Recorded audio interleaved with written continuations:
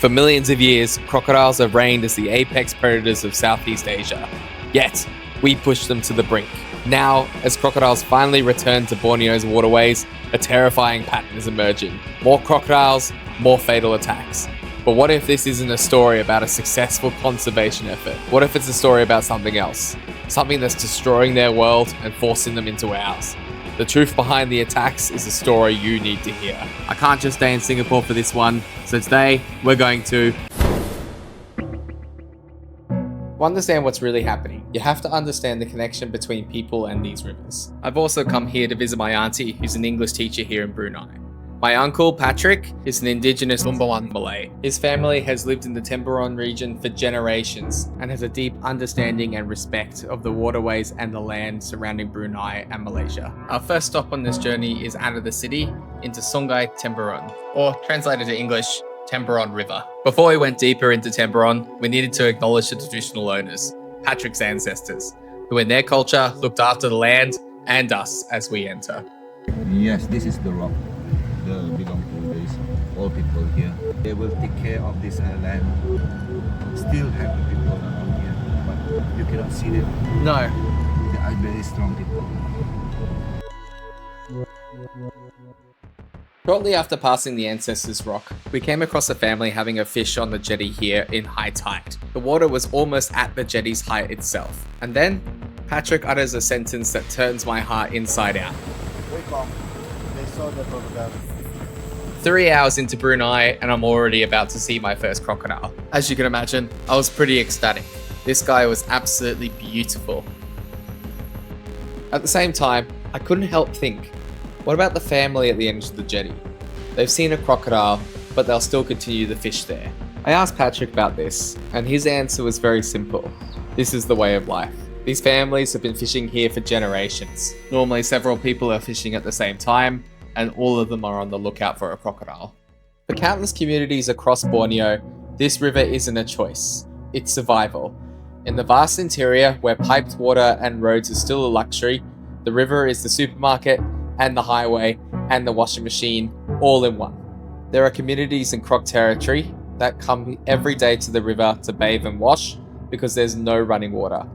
They fish not because it's a hobby, but because it's a primary source of income and protein for the family.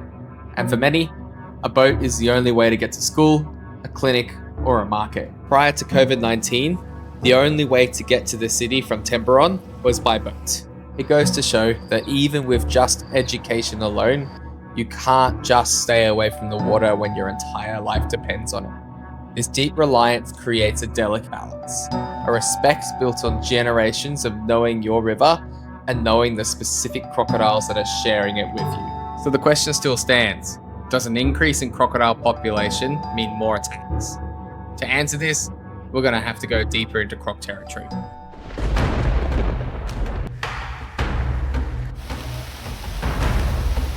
Peak fishermen times are dawn or late in the evening. This is the best time to find fish, but also it's the most active time to find crocodiles. I can't do it justice by just showing you the daytime. I have to show you the reality these people face on a daily basis. Our first stop was at the boat ramp right where fishermen dock their boats. And as you can see at the beginning, there's a large salty right at the edge of the water. So we went over to check them out and see what the fishermen deal with on a daily basis.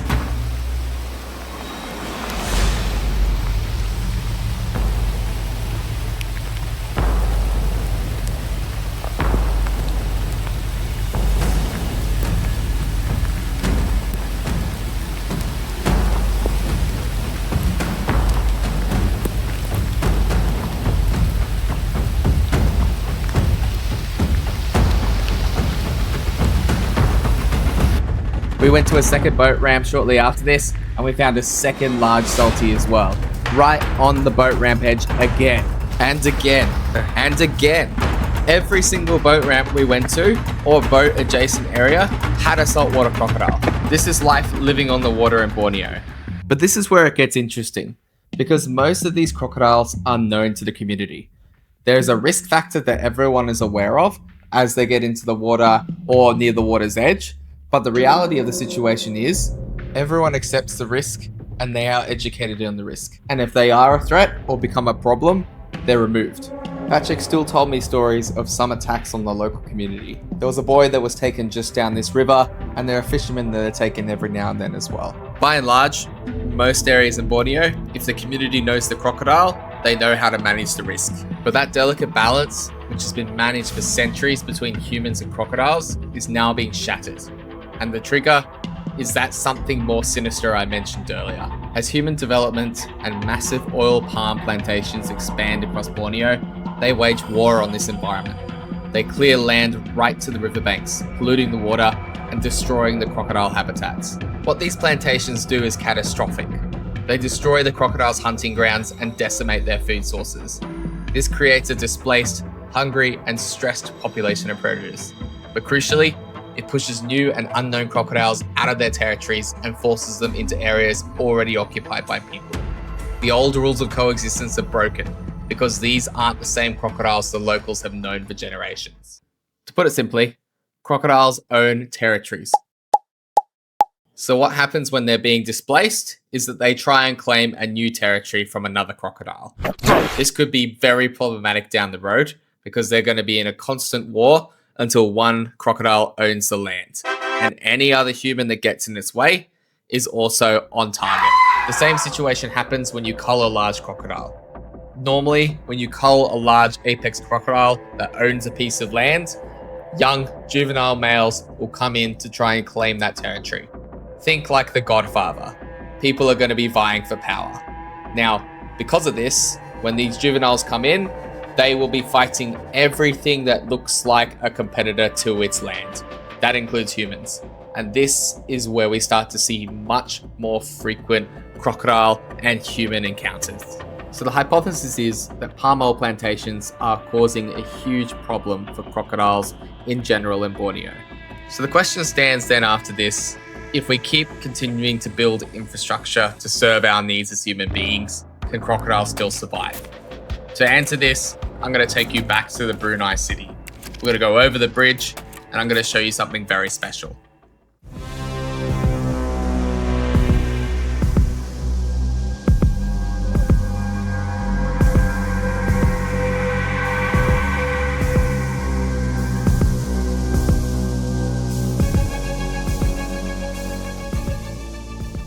G'day guys, I'm here with Patrick, who's a local Indigenous Malay from Brunei. So Patrick, tell me a bit more about yourself and your family's heritage here in Brunei. My name is Patrick. I'm from Temburong. I'm a culture Lun Bawang, which is Murut on behalf. In Brunei, we call it Murut. So Lun Bawang is away from Sarawak. Now we at the river, we call it Kulap River. So it's connected with the Gadong area. So I'm very sorry. So everywhere is rubbish. So welcome to Brunei anyway. So full detail, yeah, Kalam. So if you see the river, there are alligator here. So crocodiles, That's a crocodile over there. Yeah. That's a crocodile. Yeah. We're gonna zoom in real quick. Hold on. So